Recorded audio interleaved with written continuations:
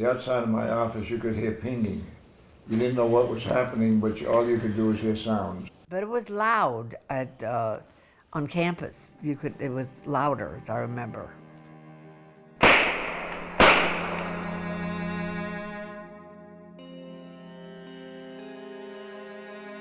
They kept emphasizing for us to stay away from the windows, stay close to the center, and because it was dangerous.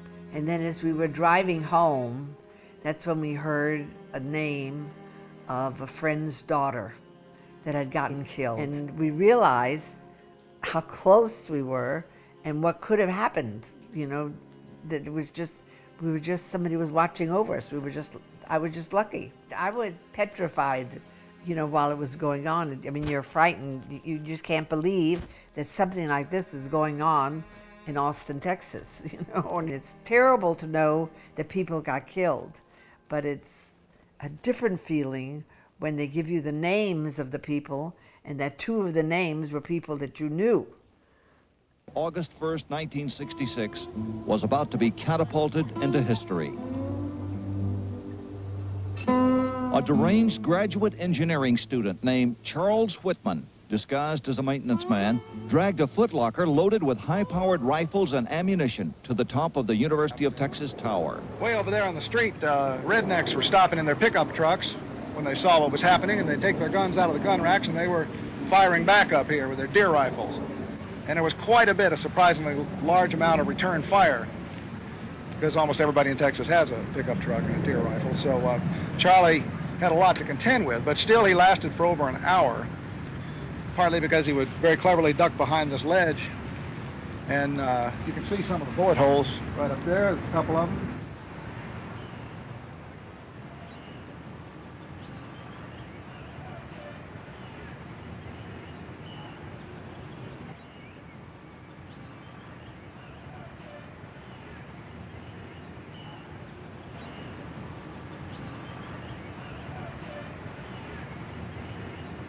You know, I think when you have a small class, you get to know your students better, and you may be able to spot somebody.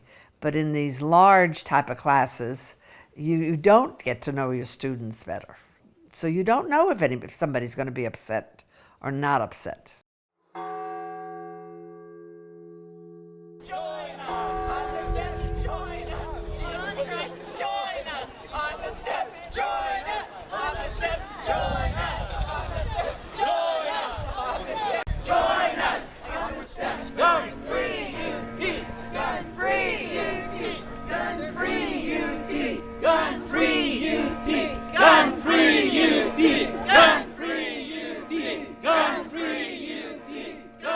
All of the faculty got this email. Yeah. It says, where do we not really want a gun to go off, right?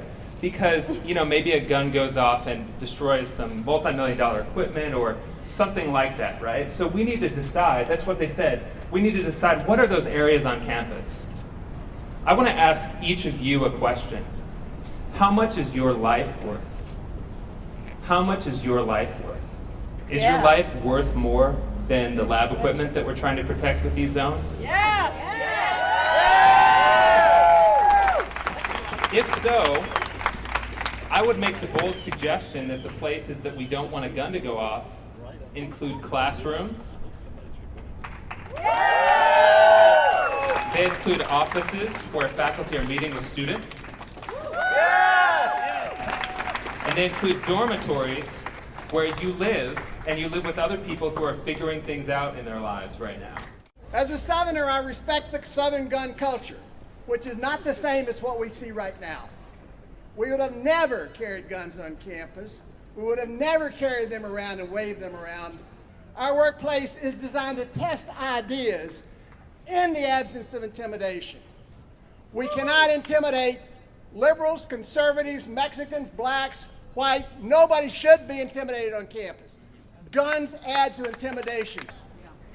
There will be accidents in which concealed carry holders shoot themselves or others on this campus in the future. In the last couple of weeks, a guy in a theater who just got his permit shot himself in the leg. And even worse, he disrupted the movie by screaming, "I just shot myself, I just shot myself." Fear begets fear. Fear sells guns.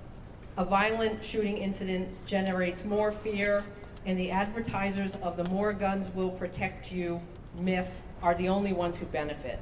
Why do our national political leaders keep outlawing funding for the Center for Disease Control and Prevention's collection of statistical information about gun incidents in this country? Why? Why? Because facts and statistical information could be used to make policy changes.